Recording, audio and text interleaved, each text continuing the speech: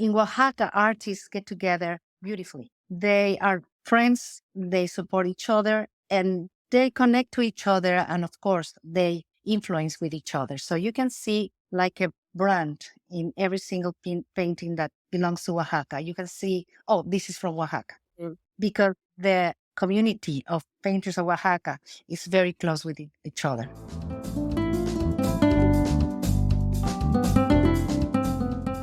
Thank you for joining us for another episode of Spotlight Houston, where we bring you the best of the people, places, and events in Houston. This week, we spotlight the new exhibit at the Glassell School of Art that's all about Oaxacan art, just in time for Hispanic Heritage Month. And now your host, Blanca Quezada.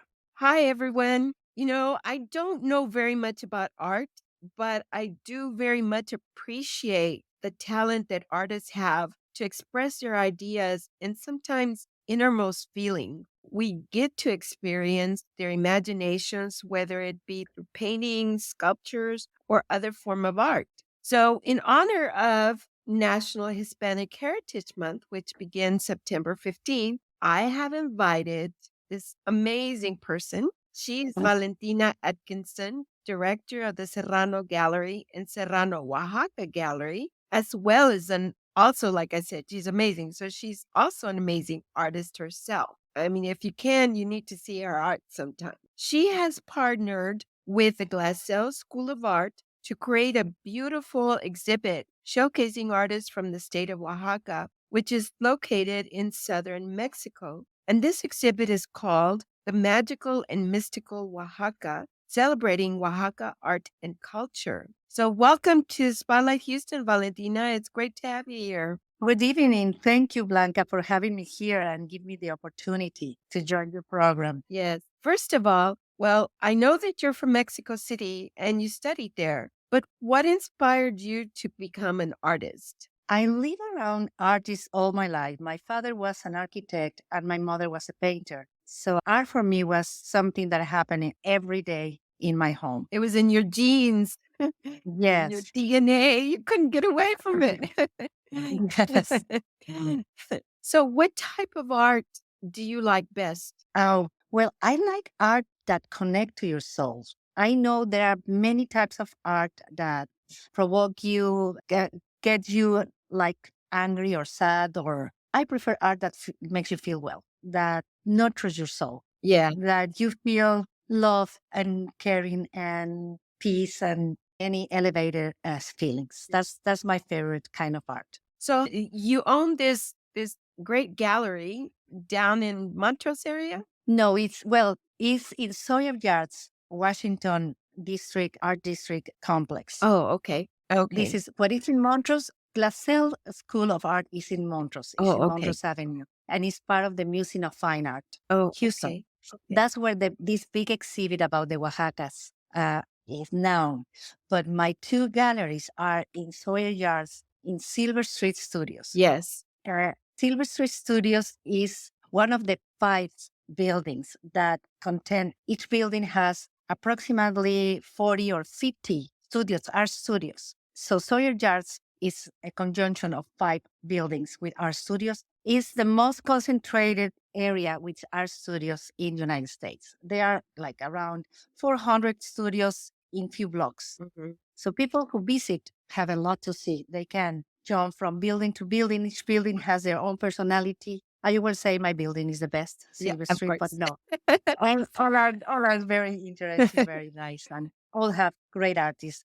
Mid-careers, well-established, amateur, all techniques. Yeah. So, how do you select artists to have them or showcase them in your gallery? I should be more structural, but I do it by feeling. Like when I fell in love of his art, of the way he paints, of the way he thinks, the way he expresses. That's what I selected. No, I never go by color or by career or by status. So that's what people when it comes to my gallery say that feels good. Yeah. And it's because it's full of friends. Yeah. And I aim to be a friend of each one of my artists. It's visual, very visual for you. Yes. Yeah. Yes. Yeah. And so, how many artists do you usually exhibit in your gallery? And Where are they from? Most of them are from Latin American, but there are many locals. Yeah. And I have one from Japan,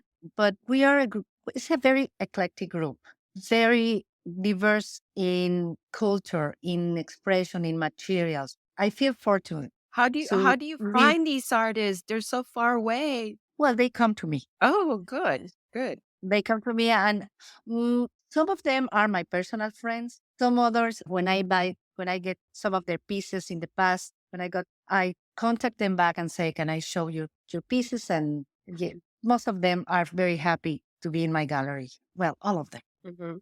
So why and how did you partner with the Glassell School of Art, that's part of the Museum of Fine Arts, to create such an awesome exhibit called Magical and Mystical Oaxaca? I've been in Oaxaca for many years. Oaxaca is one of my best places to visit, to vacation, to paint, to meet my friends. And I know I think four of the most important and beautiful artists, contemporary artists now in Oaxaca, which are Rolando Rojas, Didier Mayes, Saul Castro, and Israel Montes. Mhm. On one of my trips, I met Rolando and I invite him to my gallery. So I start partnering with him. He aimed to have a gallery that I manage. Oaxaca Serrano is pretty much his gallery. And at the same time, I was studying the program on Glassell to be certified as an artist and as a watercolorist. The dean of the school, Patrick Palmer, contacted me and said, well, since you are so connected to Oaxaca,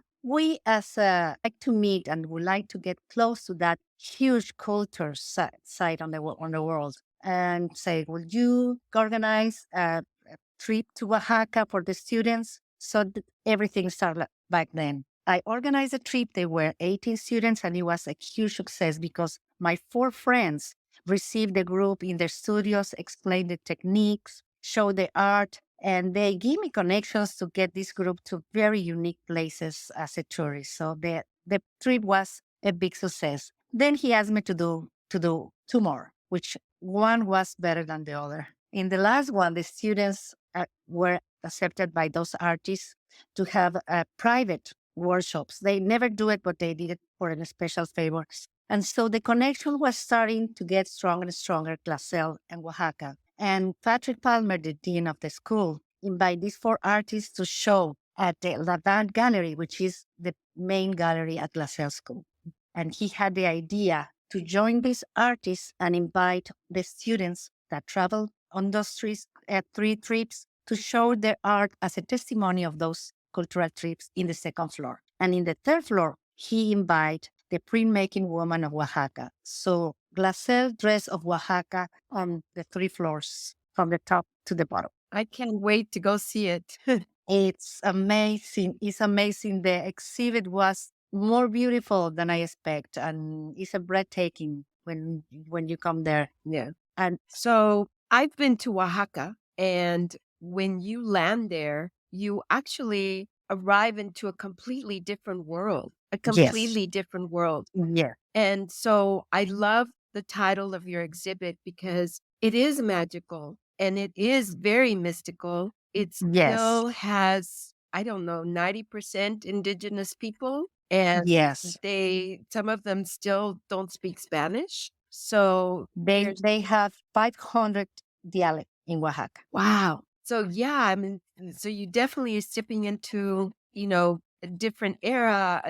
I mean, it's just I can't even describe it because it's so beautiful. It's beautiful. The people are amazing. The culture is incredible. It's just I can't wait to go back. I can't wait to go back. You're right. Yes, I say Oaxaca is not just another state, another country, it's another universe. Yes, definitely another It universe. is magic, like you say. Yes, Yes, very the much. color, the architecture, the people, the artists. I don't know why one of the best artists are coming from Oaxaca. Yeah. They born as an artist Yeah. since they were little boys, little girls. Yeah. At one point, National Geographic had a gentleman who a weaver on their cover, and he weaved these amazing rugs and oh, Oh he yeah. was just wonderful. And he was an indigenous man who did not speak Spanish at all. And so it was really incredible to meet him.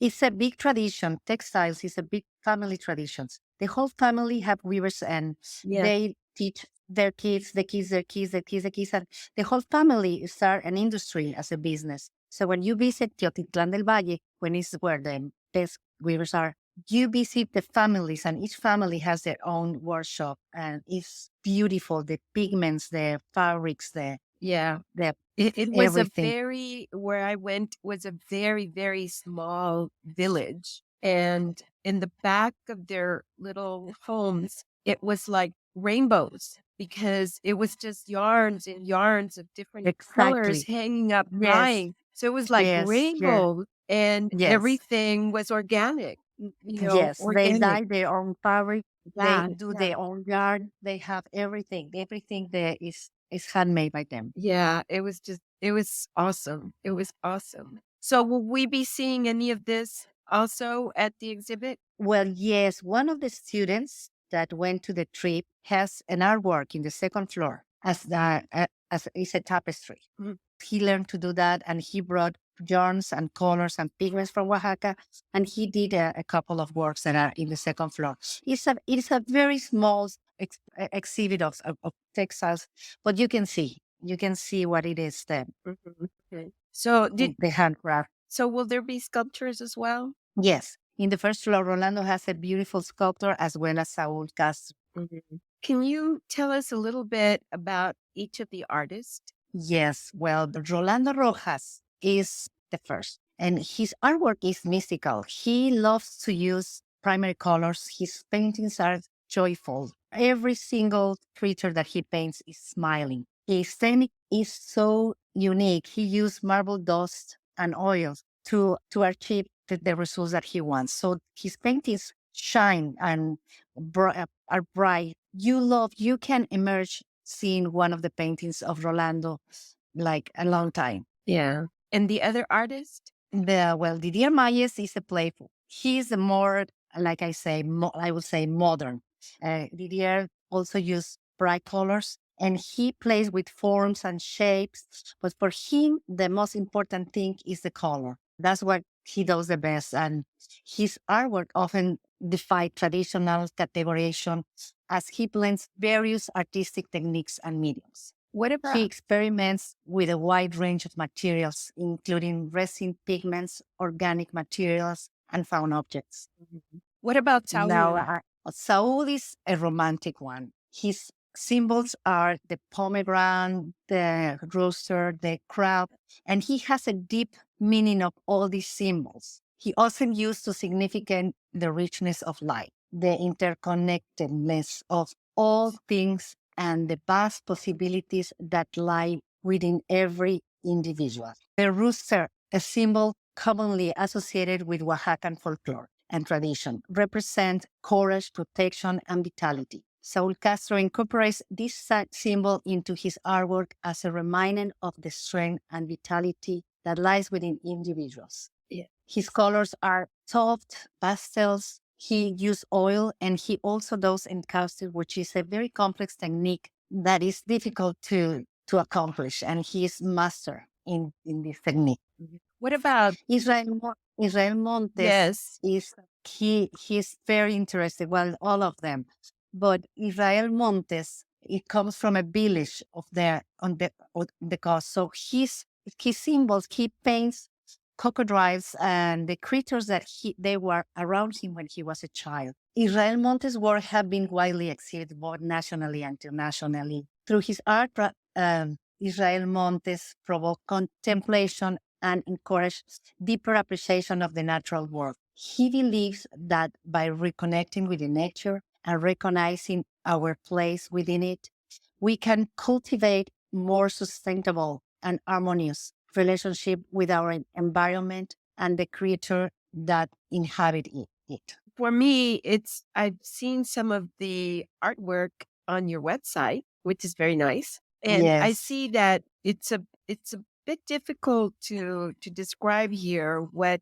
the artwork looks like. But what I saw is that the colors are very, very bright, are very, very vibrant, and the yes. art is quite unique. And then Thank for each of the paintings, it's not just one, they're all they all have these vibrant colors, but it seems that they also reflect a bit of the indigenous art because there were indigenous people living in that area many years ago, and they were artists. They were artists as Yes. well. So it's like it's reflecting that art. Yes, the pre-Columbian cultures, heritage to these artists, symbols, techniques, and the strength of the expression in art. That's why the big artists like Rufino Tamayo, Francisco Toledo, Rodolfo Morales are coming from this area. Uh-huh. And all these four artists belong to this heritage. They belong to Rufino Tamayo and Francisco Toledo School. So they've been In Oaxaca, inspired by them. yes, and in Oaxaca, artists get together beautifully. They are friends, they support each other, and they connect to each other. And of course, they influence with each other. So you can see like a brand in every single painting that belongs to Oaxaca. You can see, oh, this is from Oaxaca, Mm. because the community of painters of Oaxaca is very close with each other. Is it also easy to say, oh, this painting belonged to this artist or belongs to that Yes. artist? Yes. At the same time, each one has their own brand, their own stamp, Yeah. definitely, because they manage symbols and they have their own symbol, each one of them. And this symbol is being evolving. Like Rolando Rajas start with a creature that looks like a cow or like a dog, and he's evolving this creature and making it different each painting. But you can see the Rolando Rojas mark and the Israel Montes mark and Saul's and Didier's. Yeah. What I also noticed is that even though these colors are so bright and beautiful, they seem to be dark at the same time. Yes, especially Israel. Israel is the one who uses the darkest colors because he sometimes wants to express the strength of the mysticism, the spiritual connection, and some other symbols and expressions that he intend to do. Rolando Rojas is always bright, I think. I haven't seen any dark painting of Rolando Rojas. I've seen on Saul and Didier. Didier has some black paintings that are gorgeous, even if they are just one color. You can imagine how much he can do in one monochromatic painting. So, how many paintings are in the exhibit? They are 17. 70. Do you have any at the gallery now? Yes, I have the gallery full of the art. Oh, great. They want to visit the gallery, they will see this. This collection was made special for this exhibit. Mhm. Each artist was working with the same language in each piece. So you can see a beautiful consistency in the collection of each one. That's great. What about the other different art forms that are in the exhibit? Do you also have them in your gallery? Yes, I have. They have. They also are very good printmakers. Printmaking in Oaxaca is considered one of the highest techniques, and it's a type of art with a high dignity. And they know how to do all techniques: seal screen, aqua tint, metal engraver, wood cut. I have many graphics and printmaking from the four artists in the studio. A Are beautiful you collection. selling them? Yes, actually, for this exhibit, they made a special folder. They made a collection of four graphics, each one of them 14 by 14, same size. And Rolando made a beautiful carpet printed. And we sell it to commemorate the exhibit at a very preference price. Like the normal price of these four prints are $2,600. And the price for the commemoration, the four pieces are $1,400 now. So, how long is the exhibit going to be at the Glassell School of Art? Until the exhibit is going to be until October 2nd. Okay. And we can just look at their website for hours and days? Yes, it's open to the public. Everyone can come in and out, and Is it free? it's open doors. It's free, Okay. free entry, and you will be amazed when you see this exhibit. Yeah, no, I love it because, we sometimes get artists from, more northern Mexico or Mexico City, but not so much from the southern states. So Yes, I love that you're featuring showcasing thank you. Oaxaca. Personally, what would you like for people to remember about this exhibit and these artists? Oh, thank you for the question. It's very good question. What is Oaxaca? What is art in Oaxaca? What is the sense, the flavor of Oaxaca? and the desire to visit Oaxaca, and also to recognize the size and the high quality of these artists that are worldwide recognized. Can we get more information on the exhibit in your gallery on the website? Yes, yes, I have. I open my two galleries every Saturday from noon to 5, but I go by appointment. I live very close, and if someone is close, I can be there in 13 minutes. I in Oaxaca Serrano, I have the four artists from Oaxaca artwork, and in Serrano Gallery, I have the Latin American artists. And in the Latin American artists, I have mid-career, well-established, all techniques, all styles. Do you have Uh, any Houston artists? yes, yes, I have a couple, of course. Good, because Houston has a And I lot have of one, great artists. yes, Yeah, yeah. So what is your website address? www.serranogallery.com, And do you have a phone number? 713-724-0709. And, I think that your exhibit also helps to make us understand the magic and the art of Oaxaca. Yes, Because as we mentioned earlier, it reflects some of the pre-Hispanic art. And in yes. Oaxaca, a lot of people don't know that there are ruins there. There are temples there that they can go and visit. There's Monte Alban is one of the most important sites to visit in the area. Uh-huh. Yeah. And there are many, many ruins Yeah. that the tourists can visit and enrich their culture. Yeah. That's why I think that the symbols, like you said, in their paintings are incorporated because of the Hispanic culture. Right. Even though these four artists are very well educated, they have college degree and they've been studying masters and doctors and travel all over the world. They keep their roots. They keep their sense and the flavor of their ancestors. That's beautiful. That's beautiful. And they Yeah, should, because as we mentioned earlier, it is a magical area. it And is. Yeah. and definitely, very mystical as well. Yes. Yes. That's a big ingredient Yeah. of Oaxaca. Yeah. So I would like to thank you very much for joining me on Thank Spotlight Houston. Thank you so much for informing us about this amazing exhibit.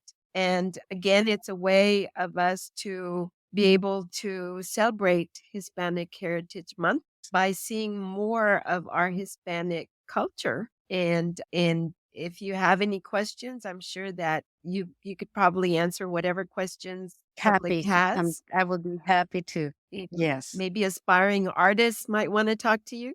Oh, yes, of course. And they can visit my gallery as well and see other works of these great artists and other artists. Yeah. Are you planning any future exhibits? Yes, yes, I have periodical exhibits in Silver Street Studios. When will that be happening? Well, the next one will be in Silos, one of the buildings on the of Sawyer Yards, and it will be Didier Maye's collection. We will show their paintings and the collection at the Silos. When? Will be December and January. Oh, right at Christmas. Perfect. Yes. Perfect. Perfect. So we're looking for that special Christmas gift. We can go there and Yeah. get one of his paintings. Yes. Oh, that would be Those fantastic. are fun. They are very, very joyful paintings. Yes. Yes. And again, like I said, I'm so happy that you joined us. Thank you so much, Blanca. I appreciate the space that you give me to talk about them. Yeah. And as always, I'd like to thank you as well for joining me for this edition of Spotlight Houston. And please remember that if you have any comments, please let me know. And if you happen to have any story ideas, please get in touch. Of course. Thank you so much. And I hope you can visit us soon. Thank you for joining us for this episode of Spotlight Houston, a production of Story Zone Media.